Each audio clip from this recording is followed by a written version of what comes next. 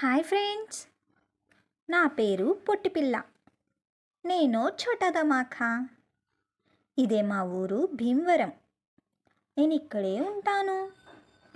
నాకు మా అమ్మ అంటే చాలా ఇష్టం. మా అమ్మ నా కోసం క్యారెట్ సదురుతుంది స్కూల్కి పంపించడానికి. హ్మ్, నాకేమో స్కూల్కి వెళ్ళటం అస్సలు నచ్చదు. ఇతనే నా అజ్జు బ్రో. ఇద్దరం కలిసి స్కూల్కి వెళ్తాం. ఇది నా బెస్ట్ ఫ్రెండ్ రమ్య. ఇద్దరం ఒకటే స్కూల్.